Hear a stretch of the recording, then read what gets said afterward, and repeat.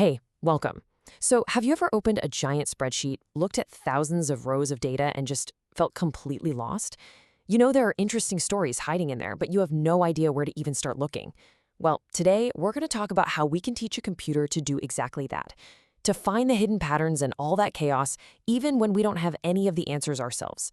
This is the incredible world of unsupervised learning. And that's really the core question, isn't it? Imagine you've just uncovered a huge pile of ancient artifacts.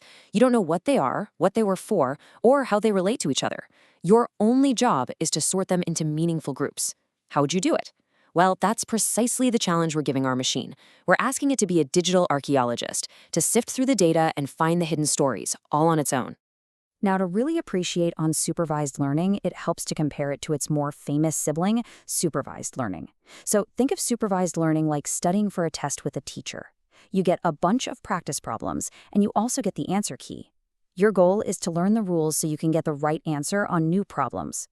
Unsupervised learning, on the other hand, it's like being handed a library full of books written in a language you can't read, and your task is to organize them by genre.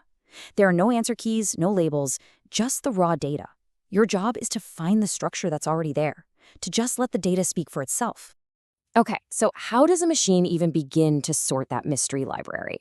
Well, one of the main techniques is something called clustering, and it's pretty much what it sounds like, creating clusters or groups of things that are similar to each other. It's like finding all the books that have a similar number of pages or similar cover art and just putting them together. It's really the art of letting the data form its own natural communities. You know, the goal here is actually beautiful in its simplicity. We want to draw circles around our data points, but we have to follow two very important rules. First, everything inside a circle should be as similar as possible. Think of it like a really tight-knit group of friends. And second, the different circles should be as different from each other as possible. We want to find distinct, well-defined communities with no real overlap. So it's all about maximizing the similarity within groups while maximizing the differences between groups. That all sounds great in theory, right? But how does a computer actually pull this off? How does it do this dance of sorting and grouping? Well, one of the most popular and frankly elegant ways is an algorithm called k-means. It's a simple but really powerful four-step process that the computer just repeats over and over, getting a little bit smarter and a little bit closer to the perfect grouping each time. So let's break down those four steps. All right, let's learn the moves to this k-means dance. It all starts with a random guess. Seriously. We just drop k number of points, we call them centroids, onto our data. Think of them as the first leaders of our new clubs. Then every single data point looks around at all the leaders and joins the club of the one it's closest to. Boom, we have our first rough draft of the clusters. But here's where the magic really happens. Those leaders, the centroids, they don't stay put. They look at all the members of their new club and move right to the average spot, the center. They become better leaders. And then we just do it all again. Assign points, update the leaders, assign, update. We keep doing that until the groups are stable and the leaders finally stop moving. Let's actually see this in action. Okay, imagine we've got this scatter plot of data. We've decided we want to find two clusters, so in this case, our k equals 2.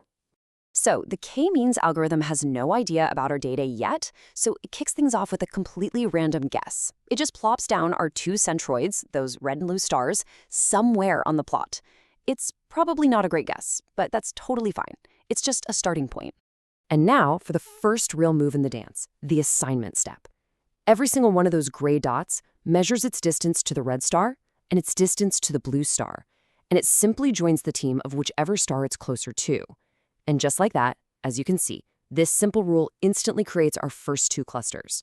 Now, they're not perfect yet, not by a long shot, but we've already gone from a total mess of points to two distinct groups. Now, this is the learning part of the algorithm. The centroids are no longer just random points. They're now looking at all the data points that have joined their team, and they physically move to the center of that group. Why is that so important? Well, because it makes them a much better representative of their cluster. They're moving to the very heart of their own community. They're literally getting smarter.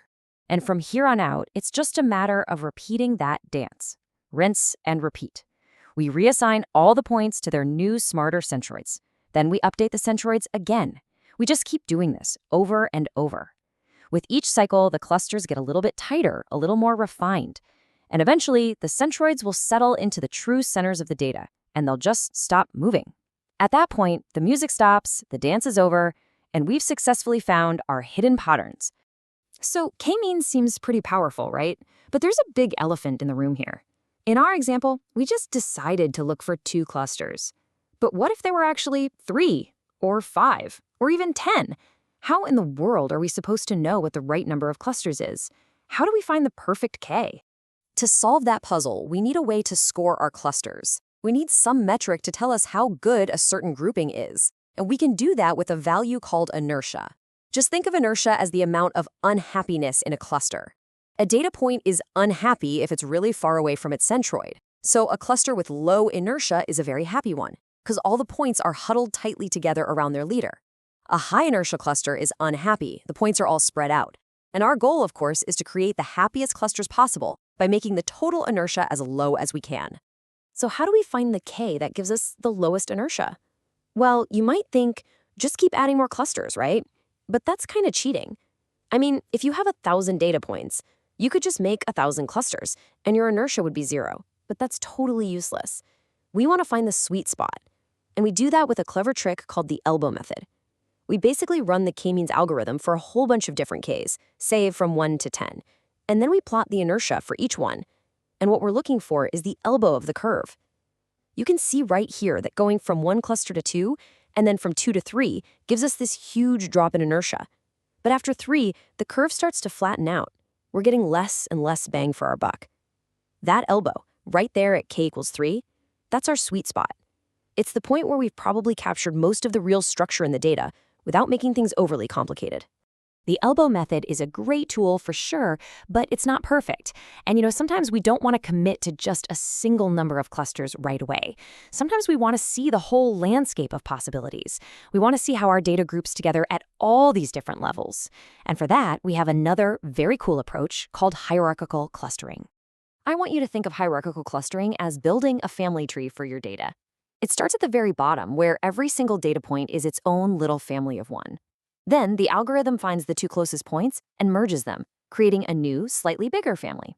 Then it looks for the next 2 closest families, which might be individuals or existing pairs, and merges them. And it just keeps doing this over and over, building up until every single point is part of one giant extended family. And the result of this whole process is this beautiful and incredibly useful diagram called a dendrogram. It's a visual map of the entire family tree of your data.